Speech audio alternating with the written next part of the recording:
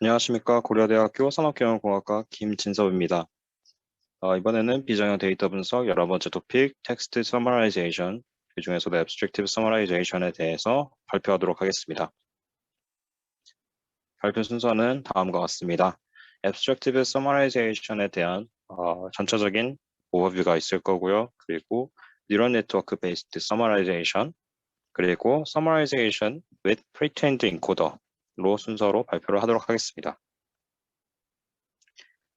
Abstractive Summarization은 저번에 말씀드렸다시피 텍스트 Summarization이란 긴 텍스트를 짧은 걸로 바꾸는 태스크가 되겠고요. Abstractive는 그 중에서도 오리지널 텍스트가 내포하고 있는 의미를 원문보다 더 짧은 길이로 리프레이징한다고 보시면 되겠습니다. 네, 뉴럴 네트워크를 기반으로 한 서머라이제이션을 먼저 살펴볼 텐데요. 기본적으로는 인코더, 디코더 구조를 갖고 있고요. 그리고 이제 인코더 인풋에는 concatenated feature of source document가 있겠습니다. 이 말은 워드 임베딩과 더불어서 그 센텐스 안에서의 POS 태그랑 그다음에 도큐멘트 안에서의 named entity 그리고 코퍼스에서의 그 단어의 이제 TF, IDF 즉 각각의 관점에 대해서 해서 정보를 받게 되겠고요. 그리고 TF, IDF는 실수기인데 이와 같은 경우는 이산계로 decretize 해서 그래서 이제 비닝을 통해서 임베딩 룩업 테이블을 생성하는 것으로 만들어서 피처로 컨카티네이트 시킵니다. 디코더 인풋은 피처가 이제 여러 가지 관점에서의 정보를 받는 거에 반해서 디코더 아웃풋은 토큰들만을 생성하는 것을 목적으로 합니다. 그리고 여기서 살짝 트릭이 하나 있는데 LVT라고 라지 보캐블러리 트릭입니다. 디코더가 생성할 수 있는 토큰의 후보군 그 보캐 풀을 픽스드 사이즈로 제한을 하는데요.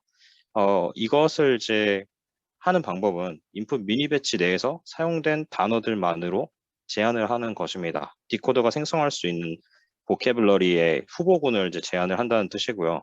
그리고 남는 후보군의 자리가 있을 텐데 남는 후보군의 자리는 전체 보캡에서 가장 프리퀀시가 높은 탑 K개 순으로 토큰들을 채운다고 보시면 되겠습니다. 이를 통해서 갖는 장점은 소프트맥스 레이어에서 사이즈를 줄일 수 있다. 컴퓨테이셔널 버틀넥을 줄일 수 있다. 그리고 소스 인풋의 중요한 단어를 재사용함으로써 서머리를 생성한다는 장점을 갖고 있겠습니다. 그래서 어텐션 메커니즘을 사용하였을 때의 베이스 스트럭처는 그림과 같이 되겠고요. 그리고 I는 이제 인코더 스텝에서 사용이 되고 그다음에 T는 디코더 스텝에서 사용이 된다고 보시면 되는데요.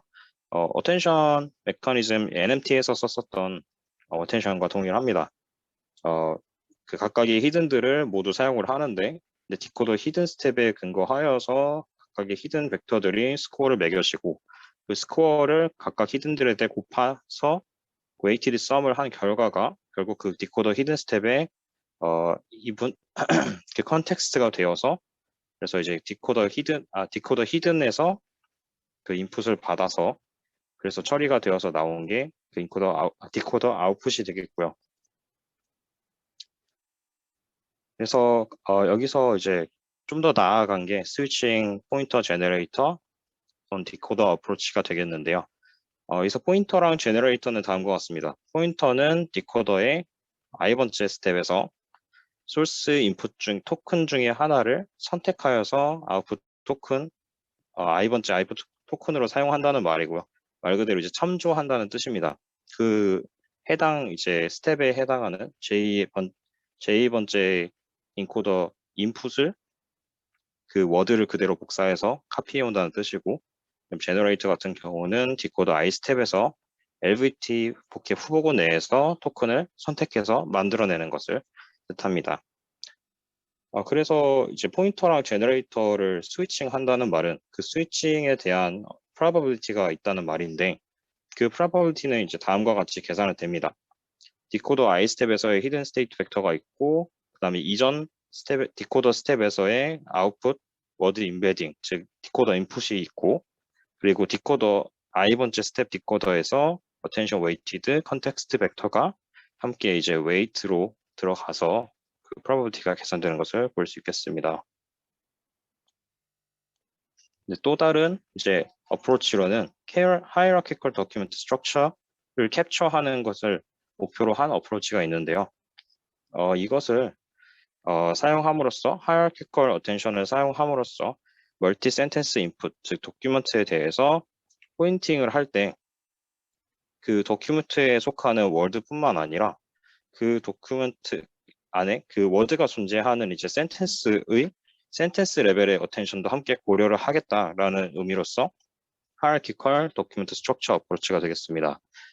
이는 rescaling input words attention score with sentence level attention weight이라고 이제 센텐스 레벨의 어텐션을 통해서 그 해당 단어에 포인터가 찍고 있는 해당 단어의 어텐션 스코어를 리스케일링 하는 개념으로 접근을 하시면 되겠습니다. 그리고 그 다음은 포인터 제너레이터 네트워크인데요. 앞서 말씀드렸던 스위칭 포인터 제너레이터 네트워크를 이제 하드 스위칭이라고 아예 이제 어떤 프로버비티에 의해서 이번 단계는 포인터를 찍겠다, 다음 단계는 뭐 제너레이터를 찍겠다라고 이제 아예 결정을 한 것이라면 이 같은 이는 포인터 제너레이터는 소프트 스위치드 포인터 제너레이터 네트워크입니다. 그림과 보시는 것과 같이 제너레이션 프로버빌리티를 계산했을 때 제너레이션 프로버빌리티는 제너레이터 패스에 해당하는 웨이트로 적용이 되고요. 그다음에 포인터 패스로 작용하는 웨이트는 이 Tgen, 그러니까 제너레이터 프로버빌리티를 1에서 뺀 값으로 웨이트를 적용하게 됩니다. 결국 이 말은 그 제너레이터 패스에서 보캐블러리를 이제 그 LVT에 의거해서 뽑아낼 때 확률 분포가 있고, 그리고 그 인코더의 i 번째들의 어텐션 스코어들이 있을 때 이 스코어들을 포인터 패스로 보내서 이것을 참조할 비율과 제너레이터가 단어를 만들었을 때 확률 분포를 참조할 비율을 적절히 섞어준다는 의미입니다. 그래서 제너레이션 프로버빌리티에서 좀 더 뜯어보면 제너레이션 프로버빌리티를 통해서 어텐션 메커니즘을 통한 디코더의 토큰 생성 확률 분포와 그리고 현재 디코더 T스텝에서의 인풋 어텐션 스코어를 적절하게 섞어서 반영을 한다고 말씀을 드렸었고요. 그리고 제너레이션 프로버빌리티 계산은 디코더의 T번째 스텝에서의 어텐션 웨이티드 컨텍스트 벡터와 그러니까 인풋에서 온 컨텍스트 벡터가 되겠고요. 그 다음에 디코더의 T스텝에서의 히든 스테이트 벡터 그리고 디코더의 인풋 벡터를 셋을 합쳐서 계산을 하게 됩니다. 이때 포인터 활용을 하는 것에 있어서 장점을 다시 한번 말씀해 드리면 out of vocabulary 워드를 서머리로 만들어낼 수 있다는 게 가장 큰 장점이 되겠고요. 인퍼런스에서만 등장하는 단어가 이제 나와도 적절한 포인팅을 통해서 확률을 조정할 수 있다고 바꿔서 말씀을 드릴 수 있겠습니다. 예를 들면은 코퍼스 보캡으로 커버가 되지 않는 토큰은 UNK, 즉 언노운 토큰이 되겠죠. 근데 언노운 토큰의 스토어가 높다면 포인터를 통해서 소스 월드를 그냥 카피해옴으로써 실제로는 이제 다음번 디코더 인풋은 언노운으로 들어가겠지만 실제 생성되는 아웃풋에는 그 포인팅된 보캐블러리가 그대로 출력되도록 하는 것입니다. 포인터 제너레이터에서 이제 커버리지 메커니즘이라고 어프로치가 된 게 있는데요. 기존의 어텐션 메커니즘은 디코더에 있어서 어떤 중요한 토큰, 어텐션이 이제 웨이트이 가장 큰 토큰이 반복적으로 생성되는 문제가 있었습니다. 이런 토큰들이 중요한 컨텍스트상으로 중요한 정보를 내포하는 것은 맞는데 요약이라는 관점에서 토큰의 반복성은 좋은 점이 아니라는 단점이 있었습니다.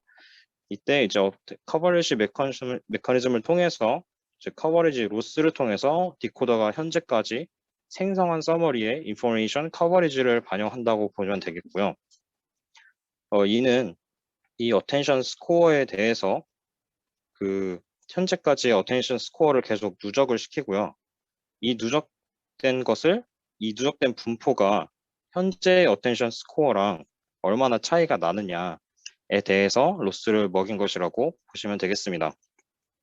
이때 차이가 나면 날수록 이거에 대한 미니멈 값을 계산하기 때문에 그 미니멈 값을 이제 낮게 가질수록 이 로스를 낮게 가지겠죠.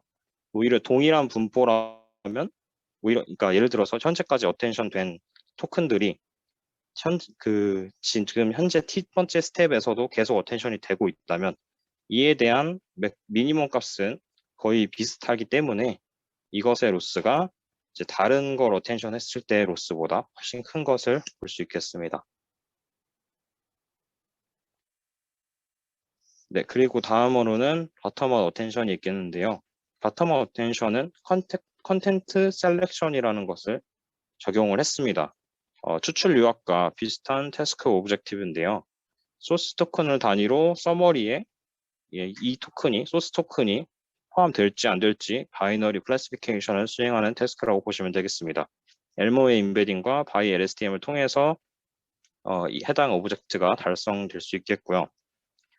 그리고 이러한 라벨에 대해서는 자체적으로 바이너리 토큰 라벨을 생성해내는데 라벨의 서머리와 소스 텍스트가 공유하는 서브 시퀀스 중 가장 긴 스팬을 마크하고 그리고 이제 이런 스팬들이 동일한 스팬이 이미 마킹이 돼 있으면 이후에 등장하는 스팬은 마킹하지 않는 형식으로 해서 그림과 같이 라벨 어노테이션이 이루어진 것을 보실 수 있겠습니다. 그래서 바텀업 어텐션에서는 생성 요약에 있어서 포인터 제너레이터와 사실상 동일한 구조입니다. 그런데 포인터 제너레이터에서 이제 그 섞어주는 과정이 있었죠. 그 섞어주는 과정에서 포인터 패스를 섞어줄 때 라벨이 1일 확률이 높은 인풋 소스 토큰만을 포인터 패스로 이제 보냄으로 통과시킴으로써 파이널 디스트리뷰션에서 확률적 어드밴티지를 받을 수 있도록 해놓은 게 이제 바텀업 업텐션입니다. 그리고 마지막으로 버트썸에 대해서 말씀을 드릴 텐데요. 프리트레인드 인코더를 가지고 서머라이제이션을 수행하겠다는 의미입니다. 기존의 버트와의 차이점은 인풋 형식이 좀 다른데요. 기존 버트는 CLS가 이제 하나였고, 그리고 이제 세퍼레이션이 중간에 들어갈 수도 있고, 안 들어갈 수도 있고, 마지막으로 세퍼레이션을 붙여주는 형식이었다면, but for summarization에서는 separation으로 구분된 문장의 시작마다 CS를 넣어줬습니다. 그래서 CLS, separation, CLS, separation 이런 식으로 문장들이 감싸져 있고요. 그리고 이제 인풋을 이루는 개별 문장마다 분류가 수행 가능하도록 만들어서 이거는 결국 이제 extractive summarization을 하겠다는 얘기죠. 그래서 이를 통해서 이제 summarization 만들겠다라는 게 이제 버트썸입니다. 그래서 버트썸 extract는 extractive summarization을 수행하는 버트썸인데 아까 말씀드렸듯이 CLS 토큰들이 이제 각각 문장마다 들어가 있으니까 이 CLS 토큰들을 해당 문장의 representation이라고 보고 CLS 토큰들을 이제 모아서 새로운 트랜스포머 인코더 2개짜리 레이어에다가 넣어서 바이너리 클래시피케이션을 시키도록 한 게 extractive summary 라벨이 되도록 한 것이 이제 버트썸 XT입니다. 버트썸 abstraction은 프리트레인드의 전체 아웃풋 벡터를 사용하고요. 그리고 additional transformer 디코더를 통해서 서머리를 생성하게 되는데 이렇게 이제 프리트레인드 된 인코더를 통해서 도큐멘트 전체에 임베딩을 구하게 되고 이를 인코더, 디코더 어텐션에 태워서 이제 그 별도로 구성된 디코더에 대해서 각각을 서머리를 생성해내도록 한 게 버트썸 앱스트랙티브라고 보시면 되겠습니다. 그리고 버트썸 앱스트랙티브의 이슈가 하나 있는데요. 버트썸 앱스트랙티브의 이슈는 파인 튜닝 시에 언밸런스가 있다는 겁니다. 인코더 파트는 이미 프리체인이 된 상태고 디코더 파트에서는 얘는 이제 새로 아예 학습을 하는 디코더이기 때문에 이에 대해서 옵티마이저를 이제 따로 두어서 각각에 대해서 다른 이제 러닝 레이트랑 웜업 스탯을 적용하는 것으로 솔루션이 제안되었습니다. 그리고 이제 버트썸 익스트랙티브와 앱스트랙티브를 합쳐서 버트썸 EXT ABS가 나왔는데요.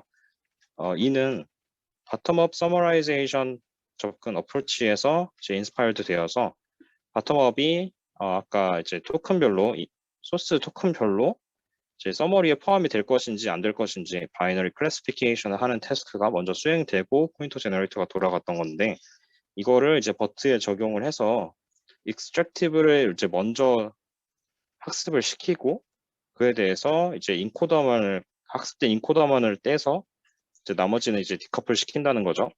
그래서 abstractive summarizzation에 또 한 번 훈련을 시키겠다라는 의미입니다.